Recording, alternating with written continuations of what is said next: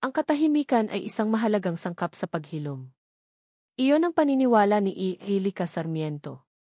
Sa loob ng kanyang maliit at malinis na klinika sa Tagaytay, ang tanging maririnig lang dapat ay ang mahinang pag-ikot ng electric fan at ang banayad na boses na nagbibigay ng kapanatagan. Huminga ka ng malalim, Aling Nena, mahinahon niyang sabi. Ganyan nga po. Isa pa. Nasa harap niya ang isang pasyenteng nanginginig ang mga kamay. Si Aling Nena, 75 taong gulang, ay matagal nang nakikipaglaban sa anxiety. Para sa kanya, ang klinika ni Lika ang kanyang santuwaryo, isang lugar kung saan humuhupa ang mga alon ng kaba sa kanyang dibdib. Dito, panatag siya. Ngunit ang kapayapaan ay marupok. Isang nakabibinging dagundong ang biglang bumasag sa katahimikan, na para bang isang higante ang nagpasyang magmartilyo sa tabi mismo ng kanilang dingding. Laang! Bang! Sa kay Rujrihe. Napatalon si Aling Nena sa kanyang upuan, ang mga mata inanlaki sa takot. Ano iyon, doktora? Lindol ba? Halos hindi na niya makuha ang kanyang hininga. Nagsimula ng mamasa ang kanyang mga mata. Naramdaman ni Lika ang pag-akyat ng init sa kanyang mukha. Galit. Isang purong galit ang kumulo sa kanyang sistema. Mula nang simulan ang construction ng sinasabing luxury resort sa katabing lot, wala nang naging kapayapaan ang kanyang buhay, lalo na ang kanyang mga pasyente. Pero ngayon, sumusobra na. Hindi po lindol, Aling Nena, sabi niya, pilit pinapakalma ang sariling boses, habang inaabutan ng isang basong tubig ang matanda. Mga perwisyo lang po. Huwag po kayong mag-alala. Sandali lang po ito. Matapos niyang mapakalma at mabigyan ng gamot si Aling Nena, at maihatid dito sa nag-aantay na anak sa labas, huminga siya ng malalim. Hindi na niya ito palalampasin. Kinuha niya ang kanyang puting coat na nakasabit sa pinto at isinuot ito, na para bang isang baluti bago sumabak sa gyera. Buong tapang siyang lumabas ng klinika at walang alinlangan na tinungo ang pinagmumulan ng ingay. Ang hangganan sa pagitan ng kanyang malinis na bakuran at ng construction site ay isang bakod lamang. Binuksan niya ito at pumasok sa isang mundong ibang-iba sa kanyang kinasanayan. Ang sementadong daan ay napalitan ng maputik na lupa. Ang halimuyak ng mga bulaklak ay napalitan ng amoy ng semento at alikabo. Ang mga trabahador ay nagkalat, sumisigaw, nagbubuha. Sino ang engineer dito? Sigaw niya, sapat lang para marinig sa gitna ng ingay. Isang lalaking may suot na hard hat ang lumingon sa kanya. Bakit po, ma'am? Kailangan kong makausap ang namamahala sa impyernong ito, matigas niyang sabi. Nanliit ang mga mata ng lalaki, tila nasaktan sa sinabi niya, ngunit itinuro lang nito ang isang lalaking nakatalikod, abala sa pagtingin sa isang blueprint. Nakasuot ito ng puting polo na may bakas na ng dumi at pawis, at asul na maong. Nilapitan siya ni Lika, ang bawat hakbang ay nag-iiwan ng bakas sa putik. Hindi na niya inisip ang dumi na kumakapit sa kanyang puting sapatos. Excuse me, sir, tawag niya. Dahan-dahang lumingon ang lalaki. At sa isang sandali, natigilan si Lika. Kung ang lugar na ito ay impyerno, ang lalaking nasa harap niya ay tila isang nagkasalang anghel. Pawisan ang kanyang noo, may bahid ng dumi sa pisngi, ngunit ang mga mata nito'y may kakaibang kislap. At ang ngiti isang ngiti na tila kayang pagtakpan ang lahat ng ingay sa paligid. Yes, miss?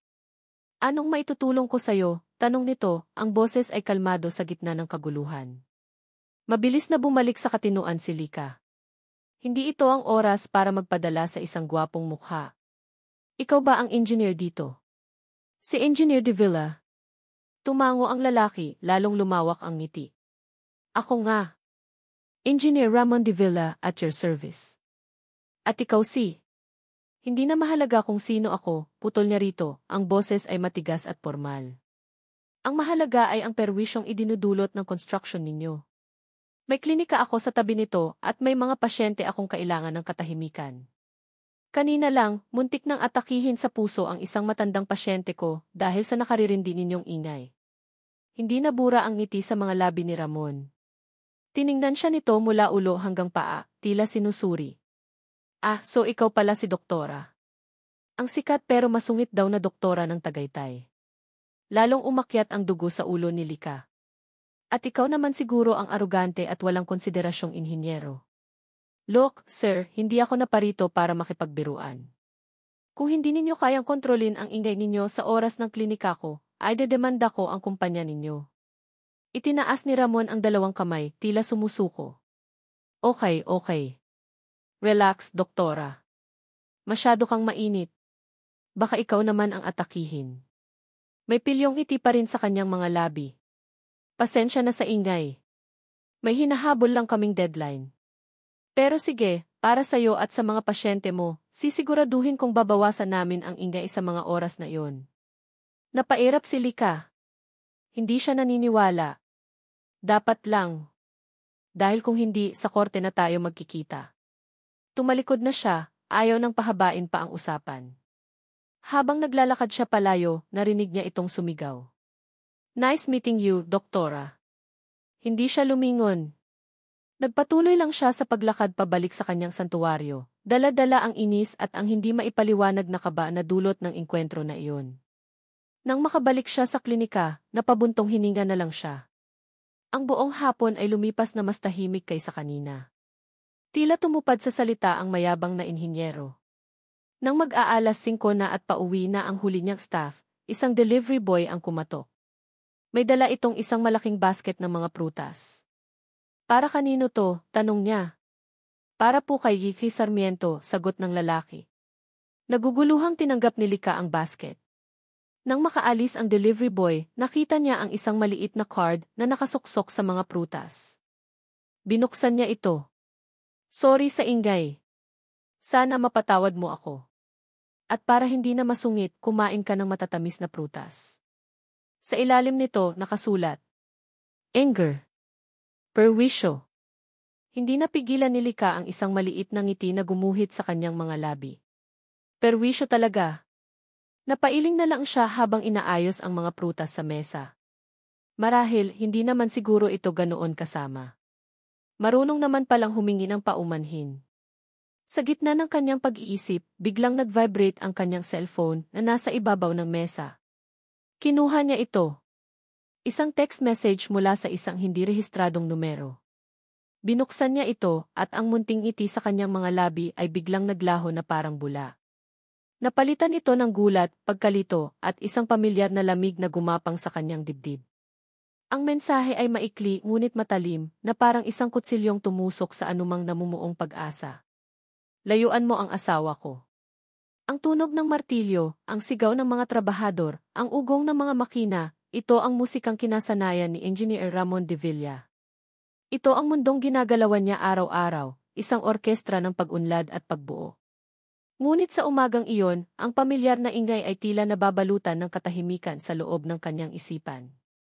Ang tanging umuulit-ulit sa kanyang pandinig ay ang imahe ng isang doktora na may nag-aapoy na mga mata at matalas na dila. Si Lika Sarmiento. Napangiti si Ramon habang nakatingin sa blueprint na hawak niya, kahit hindi naman niya talaga ito binabasa.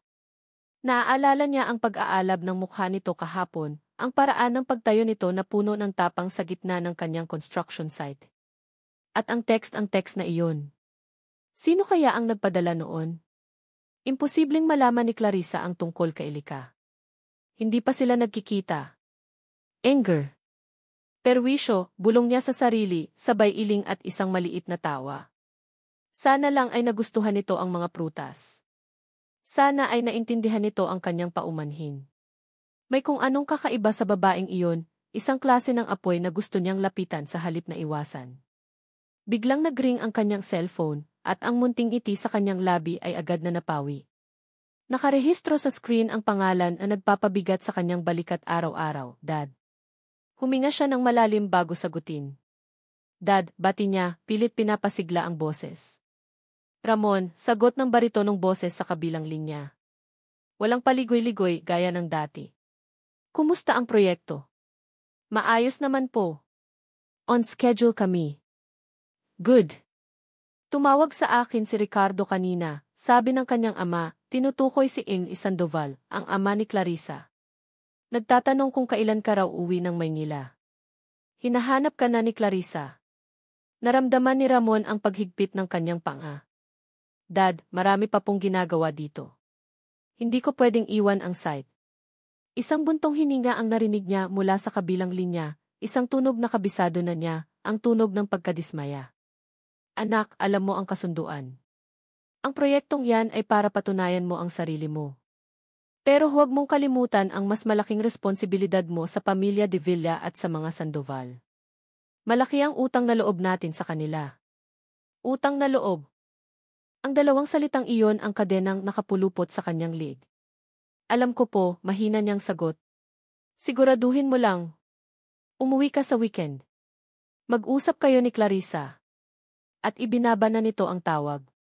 Napapikit si Ramon, ang bigat ng mundo ay tila bumalik sa kanyang mga balikat. Minasahe niya ang kanyang sentido. Bago pa man siya makabawi, muling nagring ang kanyang cellphone. Sa pagkakataong ito, si Clarissa naman. Ayaw man niya, sinagot niya ito. Mon! Where are you? Hindi mo sinasagot ang mga tawag ko kagabi. Bungad nito, ang boses ay mataas at puno ng reklamo. Nasa trabaho ako, Clarissa. Ano nang kailangan mo? Kailangan ko. Kailangan kita. You promised to call. Ang boring-boring dito sa bahay. Samahan mo naman akong mag-shopping. Napabuga ng hangin si Ramon. Clarissa, nasa Tagaytay ako. May trabaho ako. Hindi ako pwedeng umalis. Lagi na lang trabaho. Paano naman ako? Paano naman tayo? Walang tayo, gusto niyang isigaw. Pero pinigilan niya ang sarili. Mag-uusap tayo pag uwi ko, sabi na lang niya at ibinaba ang tawag bago pa ito makasagot.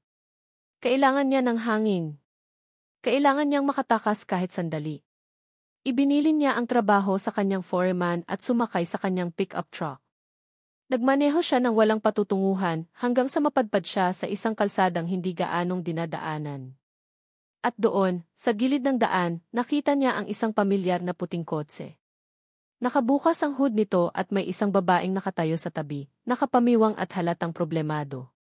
Si Ailica Sarmiento. Muli.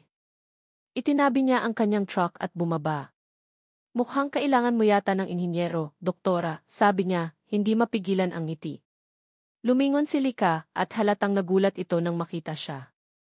Ang inis sa mukha nito ay napalitan ng bahagyang pagkailang. Engineer, tipid niyang bati. Tila naalala nito ang text message kagabi. Anong problema? Tanong ni Ramon habang lumalapit. Ayaw mag-start. Kanina pa ako dito, sagot nito, halata ang frustrasyon sa boses. Patingin nga. Sinilip ni Ramon ang makina. Habang abala siya sa pagtingin sa mga kable, naramdaman niya ang mga mata ni Lika na nakatingin sa kanya. Pagkatapos ng ilang minuto ng pagkalikot, nakita niya ang problema. Isang maluwag na koneksyon sa baterya. Sandali, sabi niya. Kumuha siya ng gamit mula sa kanyang truck at hinigpitan ito. Subukan mong i-start. Pumasok si Lika sa kotse at pinihit ang susi. Sa isang iglap, umandar ang makina. Napatingin siya kay Ramon, ang kanyang mga mata ay nagpapakita ng hindi maipintang gulat at pasasalamat. Bumaba siya ng kotse. Paano mo? Konting kaalaman lang, doktora, sabi ni Ramon, pinupunasan ang grasa sa kanyang mga kamay gamit ang isang basahan. Nagkaroon ng ilang segundong katahimikan sa pagitan nila. Ang tanging maririnig ay ang ugong ng makina ng kotse ni Lika. Gabi na, basag ni Ramon sa katahimikan. Delikado na dito. Kung gusto mo, ihatid na kita pa uwi. Ipasusunod ko na lang ang kotse mo sa isa sa mga tauhan ko. Nag-alinlangan si Lika. Kitang-kita sa mukha niya ang pag-aalinlangan. Ngunit sa huli, tumango ito. CJ. Sa biyahe pa uwi, ang katahimikan sa loob ng truck ni Ramon ay kakaiba. Hindi ito yung tipong nakakabingi, kundi isang katahimikang mailaman. Salamat kanina, basag ni Lika sa katahimikan. Walang anuman. Partida na tayo. Pinahirapan ko ang pasyente mo, inayos ko naman ang kotse mo, biro niya. Isang mahinang ngiti ang sumilay sa labi ni Lika. Tungkol doon sa prutas, salamat din. Nagustuhan mo ba? Baka sakaling nabawasan ang pagiging masungit mo, tukso niya ulit. Sa pagkakataong ito, tumawa si Lika ng mahina. Isang tunog na mas maganda pa sa anumang musikang narinig ni Ramon. Bakit ka ba naging inhinyero? Pag-iba nito ng usapan. Pangarap ng tatay ko, diretsong sagot ni Ramon. Gusto niyang may sumunod sa yapak niya. Pero gusto ko rin naman. Gusto kong makita ang isang bagay na nasa papel lang dati, na biglang nakatayo na sa harap mo. Nakakataba ng puso. Ikaw, bakit ka naging doktora? Para tumulong, simpleng sagot ni Lika. Ang lupaing kinatatayuan ng klinika ko, pamana pa iyon ng lola ko. Pangarap niyang magkaroon ng maliit na pagamutan para sa mga tao dito. Ipinagpatuloy ko lang. Sa unang pagkakataon, nakita ni Ramon ang isang panig ni Lika na malayo sa palaban at masungit na doktora. Nakita niya ang isang babaeng may malaking puso. At sa hindi maipaliwanag na dahilan, lalo siyang nahumaling dito. Nakarating sila sa tapat ng bahay at klinika ni Lika. Bago ito bumaba, muli itong lumingon sa kanya. Salamat ulit, Mon, sabi nito, ginagamit ang pangalan niya sa unang pagkakataon. Ang pagkakasabi nito ay sinsero, walang bahid ng pagbibiro o sarkasmo. Walang anuman, Lika, sagot niya, ramdam ang gaan sa kanyang dibdib. Pinanood niya itong pumasok sa bahay bago niya pinaandar ang kanyang truck. Habang nagmamaneho pa uwi sa tinutuluyan niyang bahay, pakiramdam ni Ramon ay lumulutang siya. Ang bigat na dala ng mga tawag kanina ay tila naglaho. May pag-asa. Mayroong isang bagay na totoo at magaan sa piling ni Lika. Masaya siyang pumarada sa garahe. Ngunit nang makapasok siya sa pinto, ang lahat ng gaan na kanyang naramdaman ay biglang naglaho. Sa gitna ng kanyang sala, nakaupo ang isang babaeng hindi niya inaasahang makita. Nakadekwatro ito, may hawak na mamahaling bag, at nakangiti sa kanya na parang isang reyna na nag-aantay sa kanyang alipin. Si Clarissa. Surprise, mahal ko, sabi nito, ang boses ay matamis ngunit may bahid ng panunumbat. Tumayo ito at lumapit sa kanya. Napag-isipan ko, dahil ayaw mong umuwi sa akin, ako na lang ang pupunta sa'yo. Dito na ako titira para mabantayan ka. Lumipas ang ilang araw, at sinikap ni Lika Sarmiento na burahin sa isip niya ang lahat ng may kinalaman sa inhinyerong si Ramon de Villa. Ang pagtulong nito sa kanyang kotse, ang kanilang pag-uusap, ang ngiti nito lahat iyon ay isinantabi niya. Ang text message na natanggap niya, layuan mo ang asawa ko, ay isang malakas na pader na muli niyang itinayo sa paligid ng kanyang puso. Hindi na siya muling nagpadala sa anumang emosyon. Kapag nagkakasalubong sila, na hindi maiiwasan dahil magkatabi lang ang kanilang mga mundo, binibigyan lang niya si Ramon ng isang tipid na tango at isang formal na ngiti. Professional. Iyon ang salitang paulit-ulit niyang sinasabi sa sarili. Kailangang manatili itong profesional. Hindi na rin niya sinasagot ang mga text o tawag nito. Kapag nagtatanong si Ramon kung kumusta na siya, isang simpleng o kailang ki ang isinasagot niya. Kapag nagyayaya itong magkape, lagi niyang sinasabing abala siya. Ramdam niya ang pagkadismaya ni Ramon, ngunit mas mabuti na ito. Mas mabuti nang masaktan ito ng kaunti ngayon, kaysa mas masaktan silang pareho sa huli. Isang hapon, habang abala si Lika sa pag-aasikaso sa kanyang mga pasyente, isang hindi pamilyar na sasakyan ang pumarada sa harap ng klinika. Isang mamahaling sedan, makintab at itim. Bumukas ang pinto nito at isang babae ang lumabas. Matangkad, balingkinitan ang katawan, at nakasuot ng isang eleganteng bestida na tila hindi nababagay sa simpleng kapaligiran ng klinika. Ang bawat kilos nito ay kalkulado, ang bawat hakbang ay may kumpiyansa. Nagpatuloy lang si Lika sa pagsusulat ng reseta para sa isang pasyenteng may ubo. Ngunit nang pumasok ang babae sa loob ng klinika, naramdaman niya ang biglang pagbabago sa hangin. Ang mga pasyenteng naghihintay ay napatingin dito, ang iba'y may paghanga, ang iba'y may pagtataka. Hindi pumila ang babae. Dire-diretso itong naglakad patungo sa kanyang mesa. Excuse me, ikaw ba si Lika Sarmiento? Tanong nito, ang boses ay matamis ngunit may kakaibang talim. Itinaas ni Lika ang kanyang tingin mula sa reseta. Hinarap niya ang babae, pinanatili ang isang kalmado at propesyonal na ekspresyon sa kanyang mukha. Ako nga po. May maitutulong po ba ako sa inyo? Kung para po sa konsultasyon, doon po tayo sa pila, marahan niyang sabi, sabay turo sa mga pasyenteng matyagang naghihintay. Isang mapanghamak na ngiti ang sumilay sa mga labi ng babae. Tiningnan nito ang mga pasyente na para bang mga langgam lamang sila, bago ibinalik ang tingin kay Lika. Hindi ako pasyente, sabi nito, ang bawat salita ay may diin. Nandito ako para sa isang bagay na mas personal. Nagsimulang makaramdam ng kaba si Lika. Ang babaeng ito may kung anong pamilyar sa aura nito. Ang klase ng kumpiyansang nagmumula sa yaman at kapangyarihan. Kung personal po, maaari po bang maghintay kayo na matapos ang oras ng klinika? Marami pa po akong pasyente, pakiusap ni Lika, nagsisimula ng mairita sa pagkaabala. Tumawa ang babae, isang tawang hindi nakakatuwa. Oh, I'm sure you're very busy, doktora. Lalo na siguro sa mga extracurricular activities mo. Lumapit pa ito ng isang hakbang, at ibinulong ang mga salitang para sa kanilang dalawa lang sana, ngunit sa sobrang diin ay narinig pa rin ang pasyenteng pinakamalapit sa kanila. I'm Clarissa Sandoval. Baka pangalan pa lang, alam mo na. Clarissa. Ang pangalan ay tumatak sa isip ni Lika.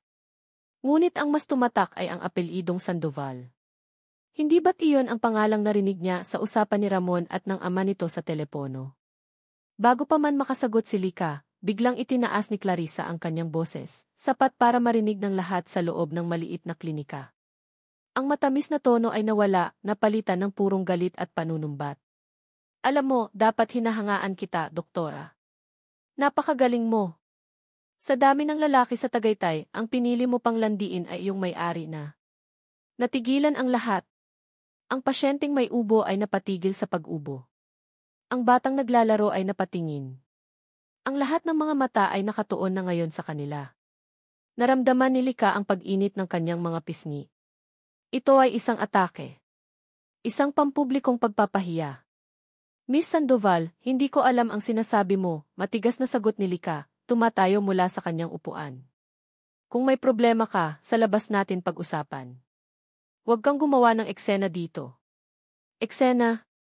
Ako pa ang gumagawa ng eksena, lalong lumakas ang sigaw ni Clarissa. Inilabas nito ang kanyang cellphone at ipinakita ang isang litrato. Isang litratong kuha mula sa malayo, si Lika at si Ramon nag-uusap sa gilid ng daan noong tulungan siya nito sa nasirang kotse. Huwag kang magkaila. Ano to, ha? Friendly chat lang. Hindi mo ba alam na may asawa na ang nilalandi mo? Ang mga salitang iyon ay tumama kay Lika na parang isang malakas na sampal. May asawa. Ang salitang iyon mula sa text message ay umalingaw ngayon sa buong klinika, mula mismo sa labi ng babaeng nagpapakilalang asawa. Ang lahat ng piraso ng palaisipan ay biglang nabuo, ang text, ang pag-iwas ni Ramon, ang pader na itinayo niya. Tama pala siya. Tama pala ang kanyang hinala. Pakiusap, umalis ka na, sabi ni Lika, ang boses niya ay nanginginig na sa pinaghalong galit at kahihiyan. Hindi ako aalis hanggat hindi mo natatandaan kung saan ka lulugar, sigaw pa rin ni Clarissa. Si Ramon ay akin. Asawa ko siya. At ikaw? Isa ka lang hamak na kerida. Tama na, hindi na napigilan ni Lika ang sarili. Ang boses niya ay buo at may otoridad. Labas? Natigilan si Clarissa sa biglaang pagbabago ng postura ni Lika. Nakita nito ang apoy sa mga mata ng doktora, isang apoy na hindi nito inaasahan. Matapos ang ilang segundo, umisi si Clarissa. Sige, aalis ako. Mukhang naintindihan mo na naman ang mensahe ko. Inayos nito ang kanyang damit, tiningnan muli ang mga pasyente na parabang nanonood sila ng isang palabas, at dahan-dahang naglakad palabas, ang tunog ng takong ng sapatos nito ay umalingaw sa nakabibinging katahimikan. Nang makalabas si Clarissa, huminga ng malalim si Lika. Naiiwas siya ng tingin sa kanyang mga pasyente. Ramdam niya ang kanilang mga mapanghusgang mata, ang kanilang mga bulungan. Ang kanyang santuwaryo ay nadumisan. Ang kanyang reputasyon ay winasak sa loob lamang ng ilang minuto. Pilit niyang ibinalik ang ngiti sa kanyang labi. Pasensya na po sa abala. Sino po ang susunod? Ngunit ang mga salita ay walang bigat. Ang pinsala ay nagawa na. Nang matapos ang oras ng klinika at makaalis na ang lahat, naupo si Lika sa kanyang silya, tulala. Ang galit ay napalitan ng isang malalim na sakit. Sakit ng pagtataksil. Nagsinungaling si Ramon. Pinagmukha siyang tanga. Isang katok sa pinto ang pumukaw sa kanya. Inisip niyang baka bumalik si Clarissa. Buong lakas siyang tumayo para harapin ito muli. Ngunit nang buksan niya ang pinto, hindi si Clarissa ang kanyang nakita. Nakatayo doon si Ramon, ang mukha ay puno ng pag-aalala.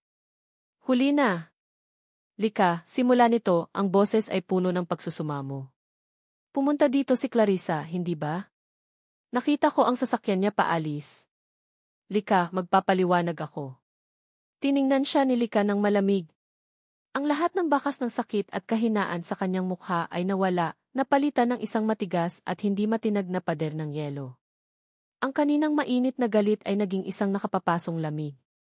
Wala ka nang dapat ipaliwanag, engineer, sabi niya, ang bawat salita ay mabagal at malinaw. Ang pagtawag niya rito ng key engineer ay isang malinaw na mensahe, tapos na ang anumang personal na namamagitan sa kanila.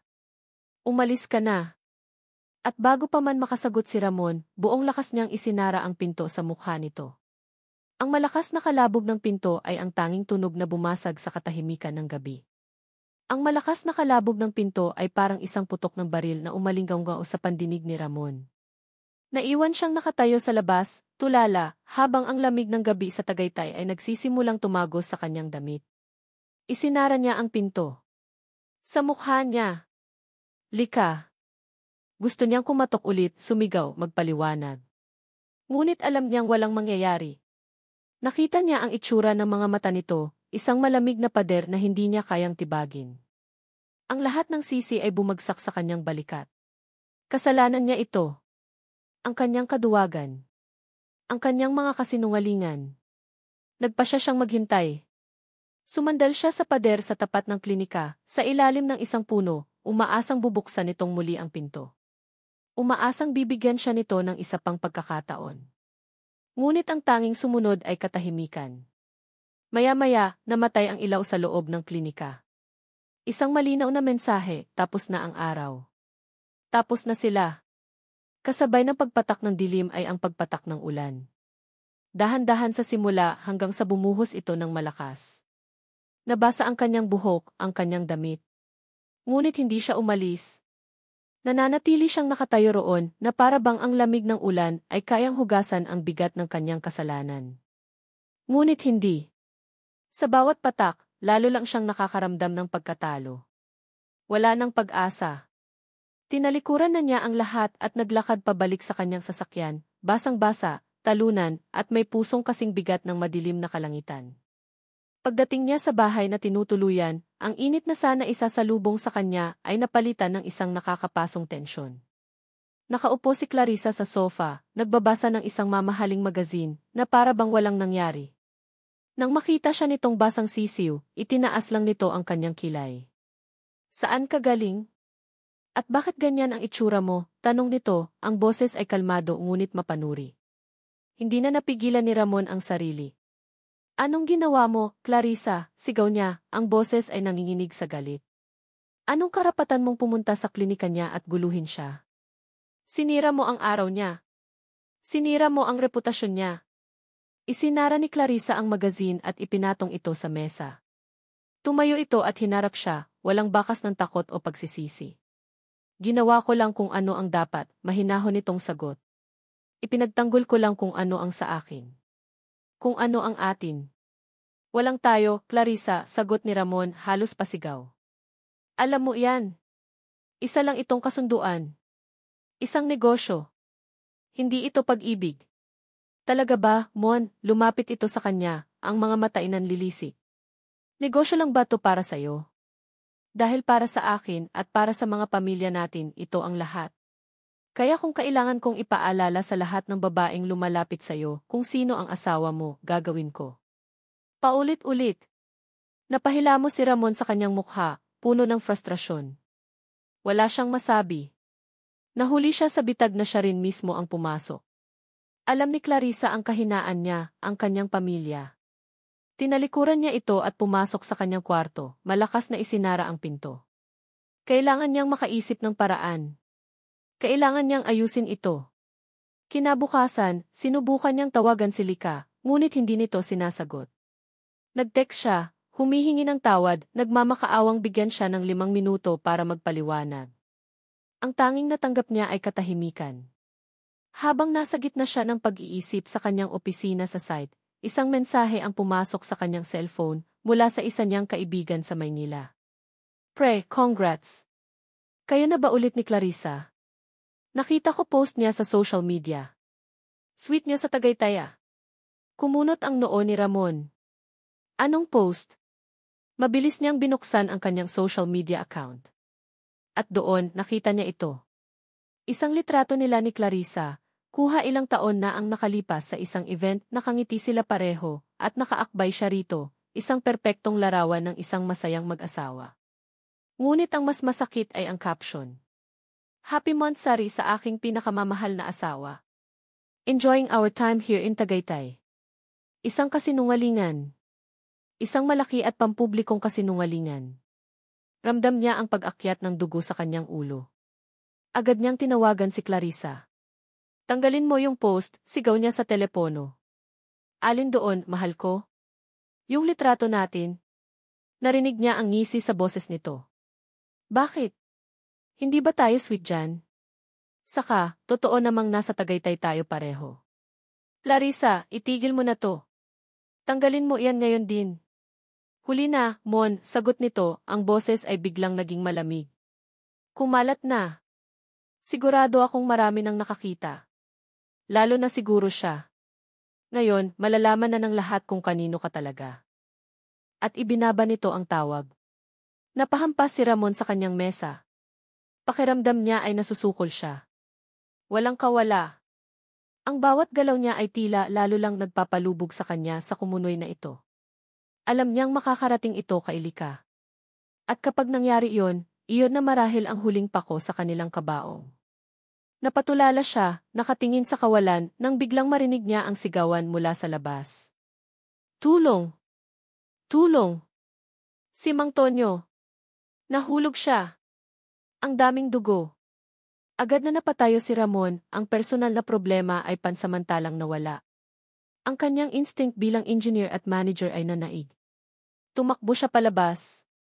Nakita niya ang isa sa kanyang mga pinakamatagal na trabahador, si Mang Tonyo, na nakahando sa isalupa, duguan ang ulo at braso.